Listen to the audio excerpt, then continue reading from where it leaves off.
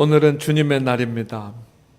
주님의 날은 주님께서 부활하신 것을 기억하며 하나님을 예배하는 날입니다. 우리 모두는 주님의 교회에 모였습니다. 우리가 어느 사회기관이나 단체에 모이지 않았습니다. 우리는 주님의 교회에 모였습니다. 그리고 이 시간 우리는 하나님을 찬양하며 하나님 앞에 예배드리고 있습니다. 그렇다고 한다면 당연히 하나님 앞에 최고의 예배를 드립시다. 예배에 방해가 되는 모든 것들은 다 내려놓으시기를 바랍니다. 그리고 우리는 하나님 앞에 최고의 예배를 드릴 수 있는 믿음의 성도들이 됩시다. 교회는 예배 공동체입니다. 그래서 예배가 있는 곳에 교회가 있고, 교회가 있는 곳에는 하나님께 드리는 예배가 있습니다. 성도, 우리는 예수 그리스도의 피값으로 다 사죄함을 받았습니다. 이 놀라운 하나님의 구원의 은혜를 기뻐하는 것이 예배입니다. 내가 구원받은 것을 기뻐하는 것이라기보다는 우리에게 구원을 주신 하나님을 기뻐하고 찬양하고 즐거워하는 것이 예배입니다. 하박국 선지자는 나는 여호와를 인하여 즐거워하며 나의 구원의 하나님을 인하여 기뻐하리로다. 이것이 오늘 우리가 주님 앞에 드리는 예배입니다. 성도 여러분, 솔직히 우리가 여러분이 드리는 예배는 매일매일 최고의 예배가 되고 있습니까? 예배는 교회의 예식 가운데서 가장 중요한 예식입니다. 왜냐하면 제가 예배 학교를 열어서 성찬과 세례와 이런 말씀을 드리면서 강조한 것이 있습니다. 그것은 뭐냐면 주님께서 제정하신 것이 성찬이고 세례고 예배라는 것입니다. 그래서 주님께서 제정하신 이 예배 안에 세례도 있고 성찬도 있습니다. 그래서 이 예배가 우리 모든 성도들의 신앙생활의 중심이고 꽃입니다. 그리고 하나님께서 저와 여러분을 창조하신 창조의 목적입니다.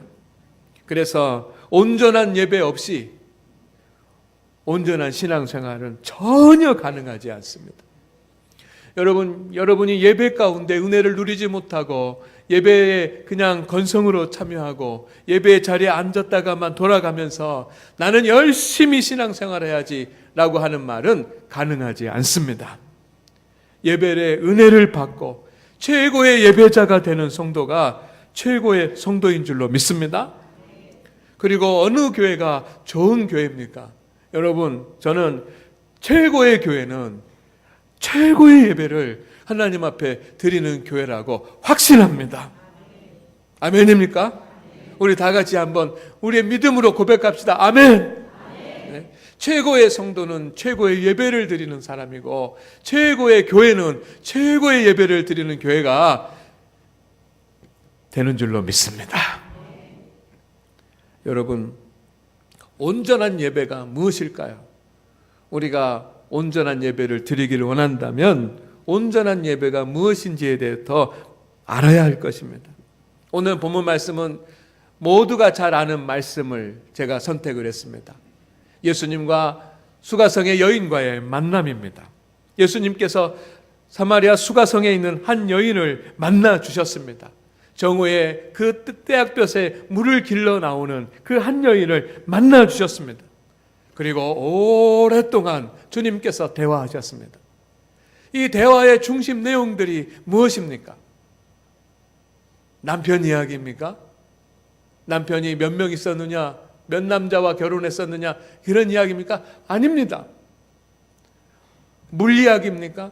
어느 곳에서 좋은 물이 나오고 이 수가성의 이 샘물이 좋은 샘물이냐 아니냐 이것입니까? 이 샘물이 얼마나 갈증을 해소할 수 있느냐, 그런 물에 대한 이야기가 아닙니다. 주님께서 나누신 그 이야기를 우리가 계속 살펴보면 그 대화, 예수님의 대화의 중심은 예배의 이야기인 줄로 믿습니다. 주님께서 예배자를 찾으신다고 말씀하셨습니다. 따라하겠습니다.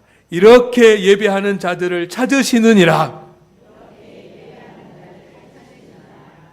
아멘. 예배하는 자들을 찾으십니다. 그런데 그냥 예배하는 자들이 아닙니다. 저는 이렇게 예배하는 자들을 찾으신다라고 하는 말씀에 이렇게라고 하는 말이 제 마음 가운데 부담이 됩니다. 이렇게. 성도 여러분, 수가성의 여인은 회복돼야 될 것이 많이 있었습니다. 지친 몸도 회복돼야 되고 지친 마음도 회복돼야 되고 그리고 인생에 계속 실패해가는 그런 결혼생활, 가정생활도 회복해야지만 됩니다. 그러나 주님께서 바라시는 것은 먼저 회복돼야 될 것은 하나님 앞에 드리는 거룩한 온전한 예배였던 것입니다. 영과 진리로 예배할지니라고 하는 이 말씀, 이렇게 예배하는 자들을 찾으시니라고 하는 말씀은 오늘 우리에게만 주시는 것이 아니라 수가성 그 여인에게 주님께서 이렇게 예배하는 자들을 찾으시니라고 말씀하신 것을 믿습니다. 여러분, 여인이 회복해야 될 가장 중요한 것은 거룩하고 온전한 예배였습니다. 오늘 우리가 회복돼야 될 것이 많습니다. 몸이 불편하신 분들도 있습니다. 육체가 치유돼야 되고 마음이 회복이 돼야 되고 사업도 해결돼야 되고 직장의 문제, 취직, 시험 여러 가지 일들이 다 해결되기를 원합니다. 회복되기를 원합니다. 그러나 성도 여러분, 오늘 우리가 하나님의 교회에서 앉아서 예배드리는 이 예배가 여러분이 예배자로 참된 예배자로 회복되는 것이 먼저 회복돼야 될 일인 줄로 믿습니다. 주님이 그렇게 말씀하시는 것입니다. 주님이 원하시는 예배는 세 가지 특징이 있습니다. 첫째는 뭐냐면 영으로 드리는 예배예요. 여러분, 영으로 드리는 예배는 어떤 예배일까요? 개역 성경에는 신령으로 드리는 예배라고 그랬습니다. 오늘 개역 개정은 영과 진리로 예배 드릴지니라 했는데 신령과 개역 성경은 신령과 진정으로라고 되어 있습니다. 이 영으로 드리는 예배라고 하는 것이 뭘까? 헬라어로는 푸뉴마라고 하는데 이 말은 영이라고 하는 의미도 있고 생명이라고 하는 말도 있습니다. 그래서 저는 이 말씀을 묵상을 하면서 영으로 드리는 예배가 뭘까? 제 마음 가운데 감동이 왔습니다. 그것은 푸뉴마로 드리는 예배는 푸뉴마다. 무슨 말이냐면 영으로 드리는 예배는 생명을 다해서 드리는 예배인 줄로 믿습니다. 우리 영으로 드리는 예배를 드립시다. 그렇다고 한다면 우리 예배자가 되신 우리 성도 한 분 한 분이 생명을 다해서 하나님 앞에 예배 드려야지만 됩니다. 안내위원하고 끝나고 나는 일 다 했다 하고 하는 거 아니고 기도 순서하고 나는 오늘 순서 맡았으니까 끝났다라고 하는 것 아니고 성가대 찬양해놓고 오늘 나는 찬양 성가대 끝났으니까 이제 예배 다 드렸다 라는 그런 것이 아닙니다. 주님 앞에 생명을 다해서 드리는 것이 영으로 드리는 예배인 것을 꼭 기억하시기를 바랍니다. 이것은 예배를 드리는 성도들의 마음의 상태와 관계에 있는 것인데 생명을 다해서 다 한다는 것이 무엇일까? 제가 깨달은 것은 예수님이 잘하는 표현으로 좀 설명을 해보겠습니다. 예수님은 이렇게 표현하셨습니다. 마음을 다하고 뜻을 다하고 힘을 다하고 정성을 다하여 주 너의 하나님을 사랑하라. 여러분, 생명을 다해 주님을 사랑해야 되는데 주님은 그것을 마음을 다하고 뜻을 다하고 힘을 다하고 정성을 다하는 것이라고 그렇게 표현하셨습니다. 우리가 생명으로 다해서 영으로 하나님 앞에 예배 드린다는 것은 이 순간 나의 모든 마음으로 나의 모든 의지로 그리고 내 모든 체력과 내 모든 힘으로 그리고 내 모든 정성을 다해서 하나님 앞에 예배를 드려야 될 줄로 믿습니다. 두 번째는 진리로 드리는 예배입니다. 진리로 드리는 예배라는 뜻은 여러분 바르게 드리는 예배입니다. 알레테이아라고 하는 그런 헬라어는 진리, 진정, 진실 이런 의미를 가지고 있습니다. 이 말은 바르게 드리는 예배예요. 이것은 예배의 방법과 관계가 있는 것입니다.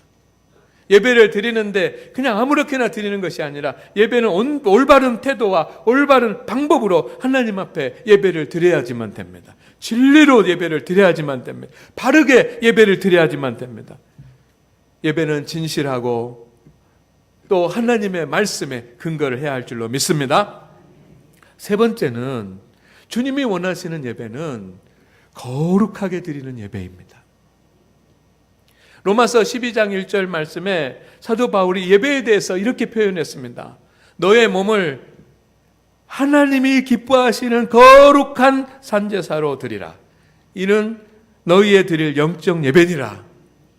하나님이 기뻐하시는 산제사로 드리라는데 하나님이 기뻐하시는 거룩한 산제사. 하나님은 거룩한 예배를 기뻐하시는 줄로 믿습니다. 이것은 예배의 분위기와 관계가 있는 것입니다. 예배는 축제가 되어야 되기도 합니다. 그러나 거룩해야지만 됩니다. 예배는 즐거워야 됩니다. 그러나 거룩해야지만 됩니다. 예배는 경건하고 거룩함 가운데 이루어져야지만 합니다. 이런 예배를 우리가 드릴 수 있기를 주의 이름으로 축원을 드립니다.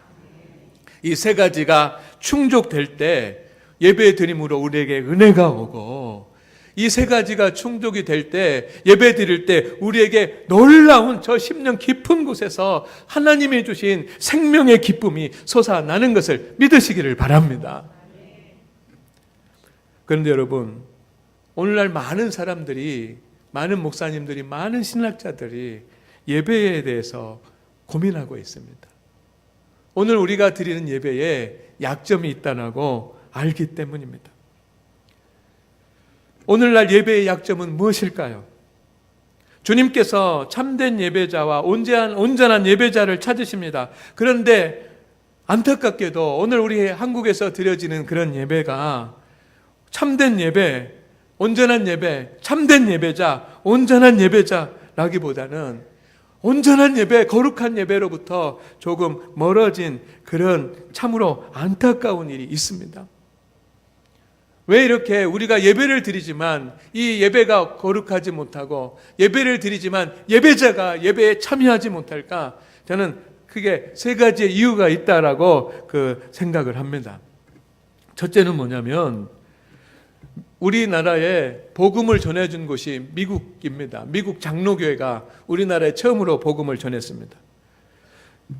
미국 장로교회의 영향의 집회 형식의 예배가 오늘날 우리의 예배가 온전하지 못하는 그런 한 가지 이유입니다.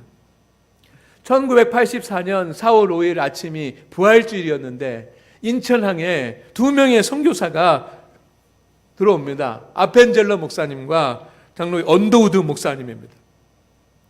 그래서 한국에 미국 개신교가 들어왔습니다. 미국 선교사님들은 한국교회에 와서 한국교회 초석이 됐습니다. 계속해서 선교사님들이 수많은 선교사님들이 들어왔습니다. 그래서 학교를 세웠습니다. 병원을 세웠습니다. 그리고 복음을 전파했습니다. 얼마나 놀라운 하나님의 역사인지 모릅니다. 교회가 곳곳마다 세워졌습니다. 이 금강줄기를 따라서도 교회가 세워졌습니다. 그런데 여러분, 한 가지 참으로 안타까운 것이 뭐냐면 교회가 세워져서 예배를 드리는데 선교사들이 한국에 가지고 온 예배의 형태는 전통적인 그런 예배가 아니었다는 것입니다. 야외에서 행해지는 대형 전도 집회, 부흥 집회에 사용하던 그런 집회의 순서였습니다. 오늘날 우리가 부흥회를 하다가 보면 어떤 형식에 의해서 진행되지 않습니까? 이것이 전도 집회의 형식입니다. 그것이 한국의 예배 순서로 들어왔습니다. 왜 그랬을까? 아마 교회가 제대로 세워지지 않았으니까 여러 가지 예배의 형식을 제대로 하려면 선교사님들이 힘들었을 수도 있었습니다. 그런가 하면 선교사님들이 미국에서 신앙생활을 할 때 미국에는 무디 목사님과 같은 그런 부흥사들의 부흥운동이 활발하게 일어나고 있었을 때입니다. 그들은 교회에서 예배를 드리지 않고 밖으로 나갔습니다. 사람이 있는 곳에, 사람들이 모이는 곳에 가서 예배를 드리고 전도 집회를 했습니다. 탄광에 가서 전도 집회를 했습니다. 수천 명의, 수만 명의 사람들이 모였습니다. 교회 안에서는 가능하지 않은 일입니다. 그러다 보니까 당연히 예배 순서가 간단해졌습니다. 많은 예배 순서들이 생략이 되었습니다. 그 전통이 한국교회에 이어져 오고 있는 것입니다. 두 번째 이유는 사람 중심의 예배입니다. 사람의 눈치를 보는 그런 예배의 영향으로 우리 한국교회가 20, 30년 동안 그렇게 되어져 왔습니다. 성도 여러분, 예배의 중심은 하나님이십니다. 아멘입니까? 누가 뭐래도 예배자가 중심이 아니라 하나님이 중심입니다. 이것이 예배입니다. 사람이 중심인 것은 집회입니다. 하나님이 중심인 것은 예배인 줄로 믿습니다. 그러면 하나님이 기뻐하시는 예배를 드려야 되지 않습니까? 한 사람이 예배를 드리더라도 또 사람들에게 지루하고 재미가 없더라도 우리는 하나님을 중심으로 하는 예배를 드려야지만 됩니다. 아멘입니까? 이것이 세상의 논리와 다른 것입니다. 세상의 논리는 세상 사람들이 좋아하는 것, 즐거워하는 것으로 가지만 예배는 하나님이 기뻐하시는 방향으로 가야 될 줄로 믿습니다. 하지만 전도의 목적이라고 하는 그런 이유 때문에 사람이 좋아하는 그런 순서들, 사람이 좀 어려운 순서들 다 빼버렸습니다. 일어났다 앉았다 하니까 뭐 다리 아프다 그래가지고 일어나고 앉아있는 순간 많이 빼버렸습니다. 설교도 사람들이 좋아하는 설교로 바꿔지고 있습니다. 여러분 유튜브에 보십시오. 유튜브에서 나오는 그런 많은 설교들이 있는데 사람들의 마음을 위로하고 사람들이 좋아하는 그런 설교들입니다.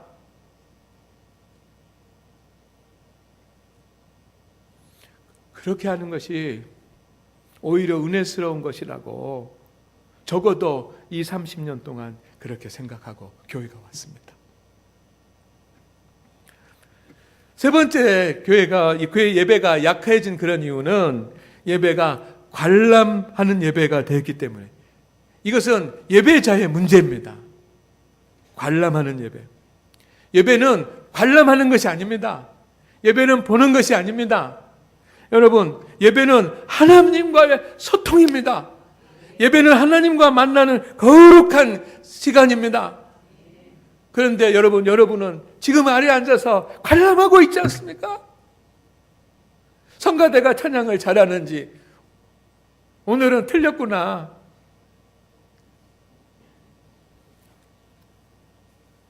제가 왜 눈물이 날라 그러는지 모르겠어요.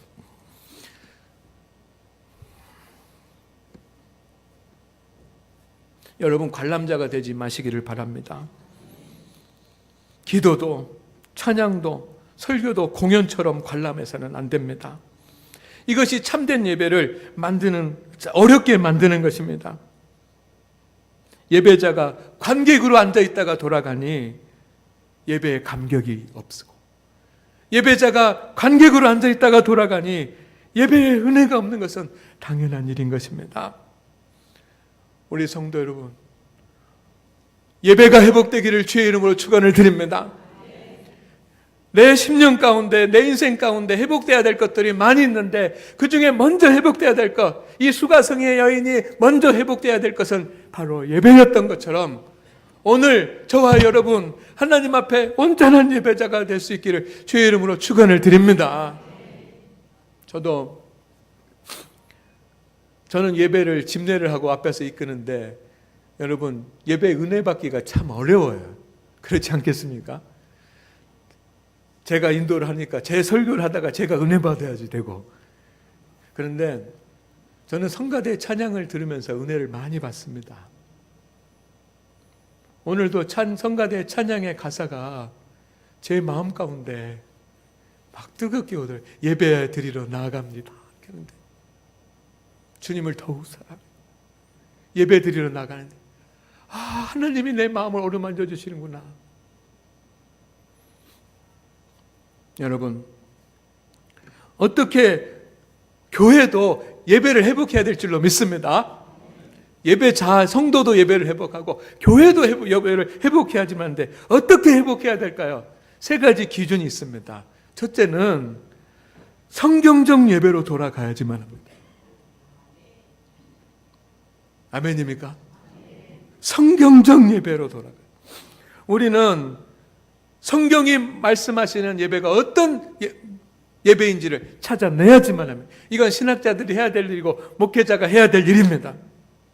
그러나 그것이 쉬운 일이 아닙니다. 왜냐하면 성경의 예배 순서를 이렇게 하라라고 딱 정해주지 않았기 때문에 그렇습니다. 그러나 성경을 읽다가 보면 예배의 근원이 무엇인지 구약 성경부터 창세기부터 요한계시록까지 말씀을 읽다가 보면 여러분 성경의 예배의 근본이 무엇인지 그리고 성경에서 벗어나는 예배의 것들은 어떤 것들이 있는지를 바로 알 수가 있습니다. 그래서 우리가 하나님 앞에 예배 드리는데 우리가 즐겁고 기쁜 예배가 아니라 주님이 말씀하시는 성경적 예배로 회복되어야 될 줄로 믿습니다. 두 번째는 전통적 예배로 회복이 돼야지만 됩니다. 초대교회부터 지금까지 우리에게 물려준 믿음의 유산이 있습니다. 예배는 주님이 만드신 것입니다. 그렇기 때문에 전통이 있는 것입니다. 내가 그냥 좀 내가 공부 좀 했다, 내가 이렇게 했으면 좋겠다라고 내 생각과 계획에서 예배의 틀을 바꿔버리면 안 되는 것입니다. 그러기에는 우리가 너무 무지합니다. 우리에게 믿음이 부족하고 영안도 열려있지 않았습니다. 초대교회부터 간직해온 예배의 전통을 존중해야 될 줄로 믿습니다.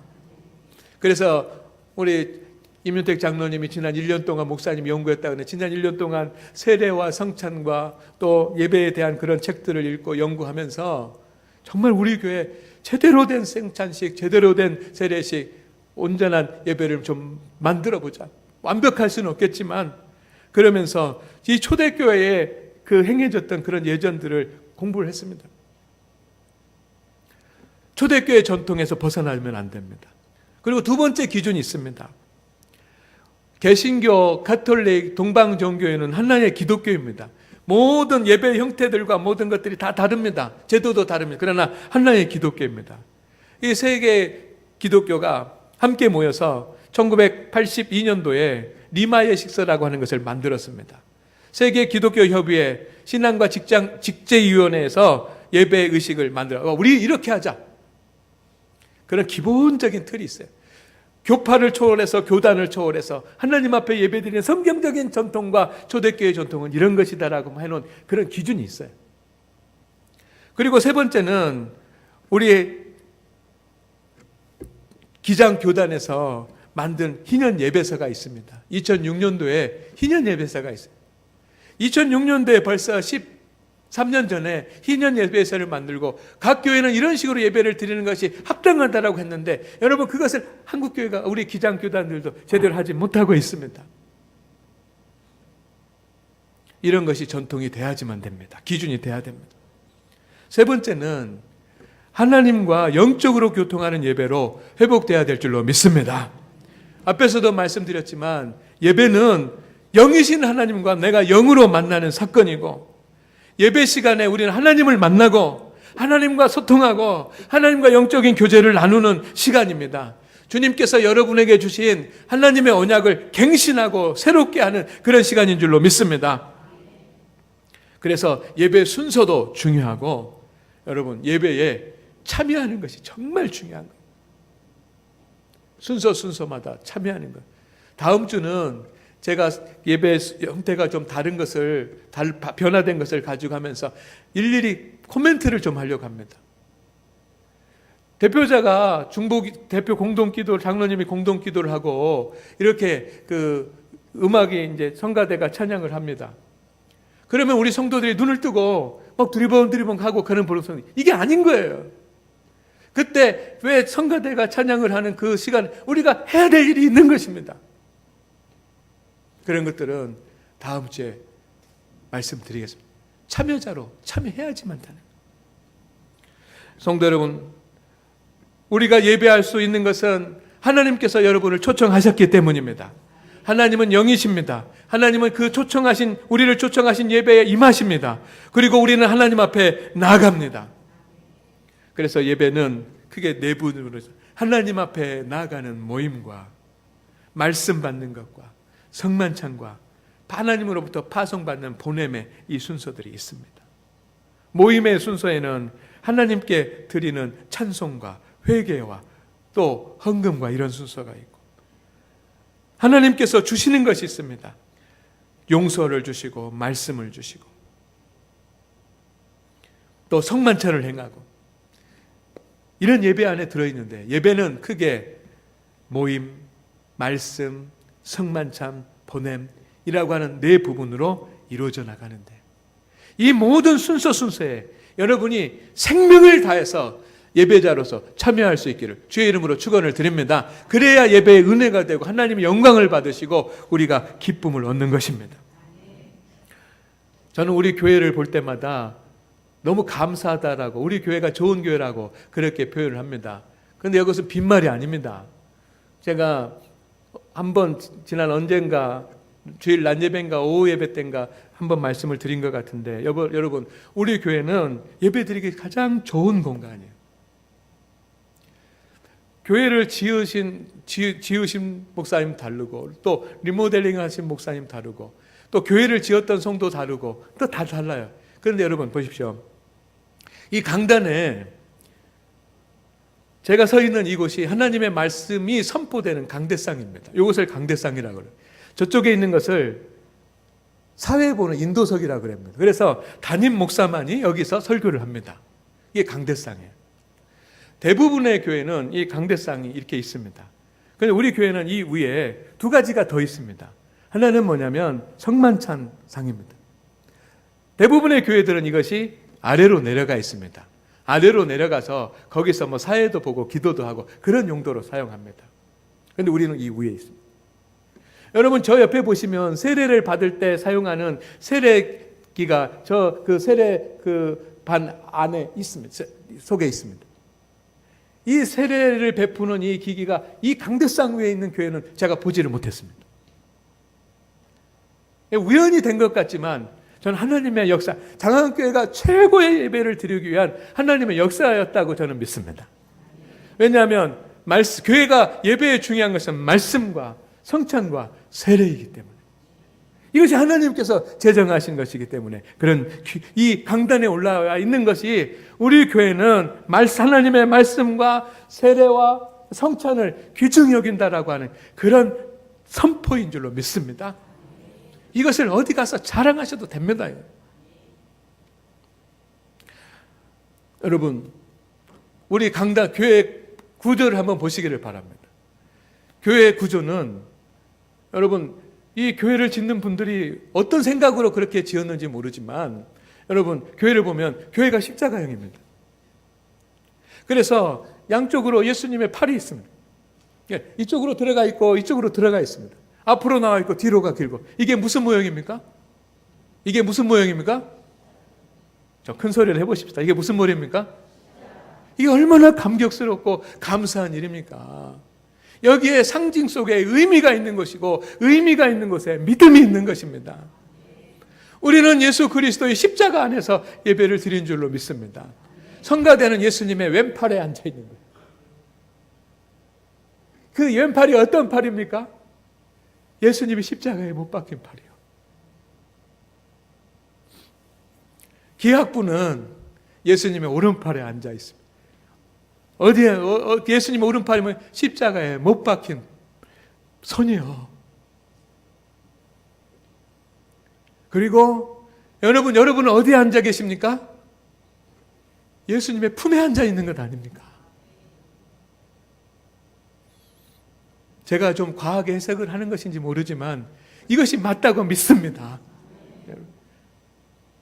이게 감사할 일이에요. 우리의 믿음의 선조들이 이렇게 해놓은 것에 대해서 너무 감사해야지만 될 일이에요. 감사하면 아멘 한번 합시다. 여러분, 이 앞에 강대상을 보시기를 바랍니다. 강대상의 앞부분의 색깔이 무슨 색입니까? 이게 무슨 색입니까? 이게 무슨 색입니까, 이게? 네? 뭐 복잡하게 생각하지 마시기. 이게 무슨 말이야? 우리는 이런 색을 가리켜서 하늘색이라고 그러는데 여러분은 잘 모르시나 봅니다. 이게 하늘색이에요. 사실은 리모델링을 하면서 제가 의미 없이 그냥 생각하지 않고 이 색이 좋겠다고 그 마음에 감동이 와서 장로님들과 함께 선택한 색깔이에요. 그런데 제가 어느 날 여길 지나가다 보니까 너무 강대상 색깔이 잘 해놨다. 하늘색이구나. 하늘색이. 저는 이 하늘색을 보면서 하늘을 보고 하늘 보좌에 계신 하나님을 바라봅니다. 그런데 이것만 이렇게 하늘색이면 뭐 의미가 별로 없을 거예요. 근데 이 하늘로 들어가는 문이 있어요. 여기에 양쪽에 기둥이 높이 솟아 있습니다. 여러분, 하늘 문으로 들어가려면 하늘로 들어가려면 문을 통해서 들어가야 되지 않습니까? 그런데 우리는 이렇게 그 리모델링 하는 업자가 목사님 이거 이렇게 다 기둥 하나 이렇게 돈 많이 들어가는 겁니다. 여기 그 화가가 와서 한 일주일 그려야지만 되는데 목사님 서비스로 해드리겠습니다 하다가 할까 말까 하다가 그래도 공짜니까 하는 것이 낫겠다 싶어가지고 사실은 그렇게 했는데 여기 하나님의 은혜가 있었던 것입니다. 저는 이게 하늘문의 기둥이라고 생각합니다. 그리고 여러분 예배를 드리면서 하늘문으로 들어가시기를 바랍니다. 하늘 보좌가 있는 곳에 하늘문으로 들어가시는데 그 하늘문 문가에 누가 나와 계십니까? 십자가가 있지 않습니까? 십자가에 달리신 예수 그리스도, 그 주님 앞으로 나가기를 원합니다. 여러분, 우리 교회가 이렇게 예배 드리기에 좋은 그런 환경과 모습을 하고 있는 것은 그냥 우연한 일이 아니라 하나님이 최고의 예배를 드리고 최고의 예배자가 되기 위해서 미리 예배해 놓으신 것이라고 저는 그렇게 생각되어지는데 여러분 안 그렇습니까? 네. 여러분, 우리 온전한 예배를 드리기 위해서 예배 순서를 약간 바꿨습니다. 우리 윤민특 장로님은 전폭적으로 바꿨다고 그러는데 약간 바꿨습니다. 지난 1년 동안 책을 읽고 연구하고 장로님들에게도 책을 사서 나눠드리고 그러면서 장회에서도 심의를 하고 생각을 했습니다.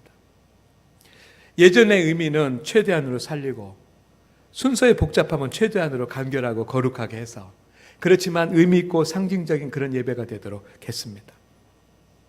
첫 번째, 다음 주에 예배를 드려야 되니까 제가 조금 설명을 하겠습니다. 첫 번째, 묵상 기도와 거룩한 독서입니다. 예배 전 찬양이 다음 주부터 없습니다. 예배 전 찬양을 왜 했냐면 사실은 예배 전에 하나님 앞에 찬송 드린다는 의미도 있지만 성도들이 교회 와가지고 시끄럽게 하니까 예배 전 찬송을 불러서 예배 시간이다라고 하는 것을 주의 환기시키기 위해서 그런 건데, 여러분 우리 장하은교회 수준과 장하은교회 성도들의 믿음의 모습으로는 그런 게 없어도 될 줄로 믿습니다. 찬양을 틀을 것입니다. 그러면 여러분들은 예배 오셔서 30분 전에 오시던 40분 전에 오시던 온전하고 거룩한 예배를 위해서 기도하십시오. 하나님, 내가 온전한 예배자가 되게 하옵소서. 절도 옆 사람과 대화하고 얘기해서는 안 됩니다. 또 잡담해서는 안 됩니다. 대화를 나눌 일이 있으면 밖으로 나가서 하십시오.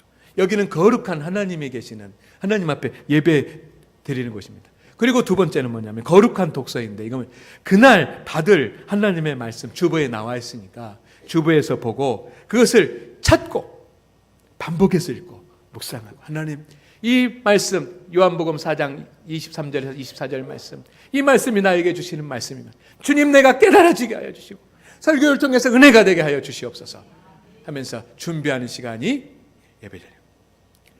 예배가 시작이 되면 제가 이 자리에 앉아 있다가 이 자리에 서게 될 것입니다. 이 자리에 딱 서면, 이전에는 우리 피아노 반주자가 여기서 피아노로 한번 쳐볼까요?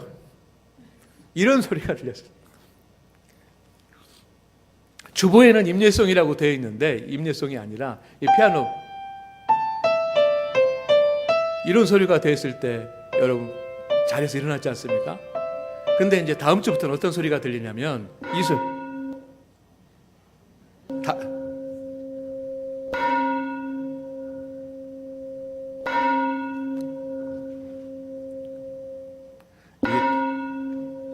이게 지금 그 다음 주에 해야 될 거기 때문에 이 종소리가 들립니다. 이 종소리는 1951년 우리 교회에 설치됐던 종소리입니다. 여러분 이 아래에 있는 그 종을 우리 남윤철 청년이 녹음을 한 것입니다. 1951년부터 영혼 구원을 위해서 이 장항 지역에 울려 퍼졌던 그 하나님의 종소리가 우리 예배의 시작을 알릴 것입니다. 68년 전이지만 그때부터 울려 퍼졌던 그 종소리가 지금은 민원에 의해 가지고 종을 못 치는 그런 시대 아닙니까? 그렇지만 우리 교회에서 이 예배를 알리는 소리가 될 줄로 믿습니다. 그러면 우리 모든 성도들이 자리에 일어나서 임예송을 부를 것입니다. 그 임예송이 그 임윤태 장로님과 연습을 했던 그 찬송입니다. 그러면 당직 장로님, 기도 순서 하시는 장로님이 일어나셔가지고 우리는 찬송을 부르고 우리 장로님이 일어나셔서 이 촛불을 점화할 것입니다. 빛으로 오신 주님, 우리 심령에 빛을 비춰주시고 우리 가정에 빛을 비춰주시고 이 예배 가운데 빛으로 임하여 주시옵소서. 빛을 비출 것입니다. 세 번째, 조금 다른 순서가 하나 있습니다. 그것은 죄의 고백입니다. 지금까지는 담임 목사가 대표로 고백의 기도를 했습니다. 원래는 성도들이 회개의 기도를 해야지만 되는 겁니다. 그래서 이번 담임 목사가 대표로 고백 기도를 하면 성도들이 회개하며 기도할 수 있는 그런 시간을 한 1분 정도 갖게 될 것입니다. 그리고 성가대가 자비송으로 마치면 담임 목사가 하나님의 말씀을 의지해서 예수 그리스도의 속죄함을 선포하게 될 것입니다. 네 번째, 말씀 받기입니다. 여러분, 예배의 중에서 가장 중요한 부분이 두 분이 있는데 한 부분은 말씀이고 하나는 성만찬이에요. 그래서 말씀 받기, 설교를 듣는 것보다 더 중요한 것은 이 강대상을 통해서 선포되는 그 하나님의 말씀을 아멘으로 받는 것, 이것이 중요한 것입니다. 왜냐하면 그것이 우리 성도들에게 주시는 생명의 양식이기 때문입니다. 그래서 말씀을 봉독할 때 우리 모든 성도들이 다 일어날 것입니다. 그리고 말씀을 봉독하기 전에 말씀을 깨닫게 하옵소서라고 찬양 한 소절을 하고, 말씀을 봉독하면 큰 소리로 아멘하고, 이것은 구약시대부터 내려오던 그런 신앙의 전통입니다. 하나님 그 말씀을 내게 주신 줄 믿습니다 하면서 아멘 하시기를 바랍니다.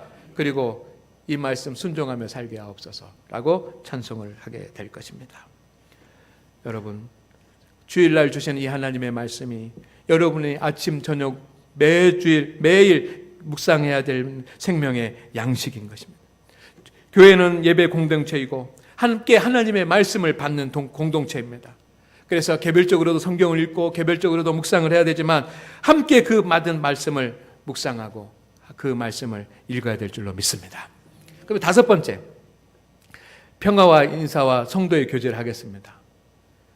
성도님들끼리는 인사가 있는데 예배를 집례한 목회자와 성도와의 인사가 없습니다. 그래서 하나님의 은혜와 평강이 여러분과 함께하기를 축원합니다. 목사님과 함께하기를 바랍니다. 이렇게 먼저 하고 그 다음에 성도의 교제를 나누게 될 것입니다. 그리고 여섯 번째, 목양 기도를 할 것입니다.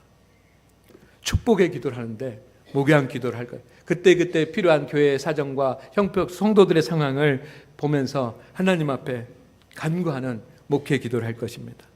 장로님들의 기도는 예배와 말씀을 위한 그런 기도이고, 목양 기도는 성도들을 위한 그런 기도가 될 것입니다. 그리고 마지막으로 보내는 말씀과 결단의 시간을 갖게 될 것입니다. 사랑하는 우리 장안교회 성도 여러분, 예배를 온전히 드리는 성도가 믿음의 성도입니다. 마음과 뜻과 힘과 정성을 다해서 하나님을 사랑하는 최고의 표현은 내가 생명을 걸고 하나님 앞에 마음을 다하고 뜻을 다하고 힘을 다하여 예배하는 것을 믿으시기를 바랍니다. 참된 예배자가 됩시다.